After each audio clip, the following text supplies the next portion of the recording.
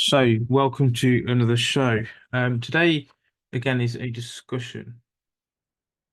Today's discussion is about the Baader-Meinhof phenomenon.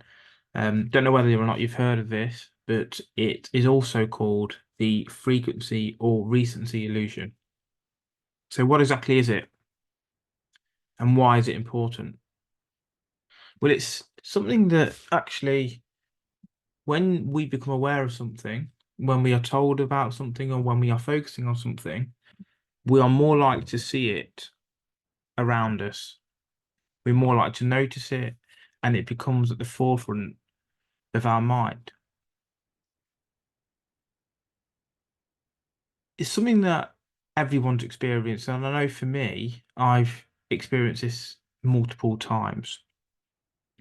When I was looking for a new car, I was looking for an M3 at the time.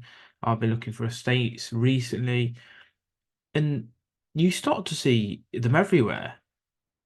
And you question yourself, you think, well, has there been this many around before? Or is it because I'm focusing on them that they are now more prevalent? Another one is I'm looking at first person stories and I have started to notice them everywhere. When I first brought my boxer dog, I noticed a lot more boxer breeds around. And before that, didn't really notice many. When you're trying to stop smoking or stop drinking, you'll see these type of people around everywhere. So only then, when we're conscious of something, can we notice it properly.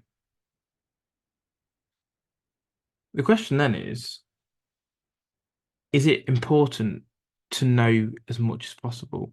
Because if we notice things that we are aware of, surely on that premise, it's good to be aware of many positive things, how to gain opportunities, how to make money, how to read social situations, how to read body language.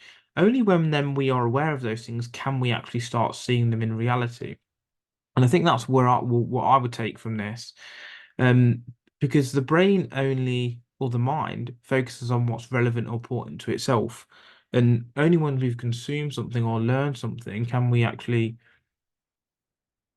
apply that and notice it. Your mind automatically starts to seek things out, and that manifests itself in an appearance of more frequency. You might learn about an unfamiliar word. I mean, I learned about a word. Again, this has probably just come to mind, and this was a while back. But the word sage, and I started seeing it everywhere in different articles, in online. Even not that this was the reason for the word, but even when I was walking into the supermarket, my eyes would fixate on the herb sage. And it's strange because before that, I'd never really noticed it. And again, can we not by chance, but actually learn certain things on purpose to then allow our mind to do the rest? That's a big question for me. A big question. It is a type of confirmation bias, because your perception has changed, and we seek out things that fall in line with our beliefs, and this has got parallels with that, hasn't it? In that respect, the cognitive bias that's involved is key, and if we think about ways that we can ensure that we utilize this phenomenon as much as possible. We said learn as much as possible and actually make sure that we understand what we're learning. So actively engage in maybe taking notes or discussing it with others or teaching. Repetition's important. Taking the same information from a variety of sources, whether it's learning on podcasts or reading books or as I said, discussions, watching TV, whatever it might be. Visualizing that knowledge and staying curious, because if we remain interested to learn more, we then learn more and then we see that information more. If we are learning about bad things and we're looking at drugs or whatever, we're going to see that more than we would otherwise. So how can you change your perspective?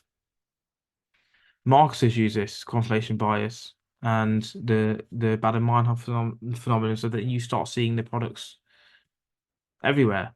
You see a product and you start noticing that same make, that t-shirt everywhere, and that's it's selective attention in that respect. But yeah, coming back to confirmation bias for a moment, because I think this is really, really important. We try to seek evidence that confirms our belief or hypothesis while overlooking evidence on the contrary. So then, is it a case of actually learning more, noticing those things, but also having a filter about our beliefs overlaid on top of that? And then the question is, well, where do our beliefs come from? Is it from all of the things that we have read, learned about, been told?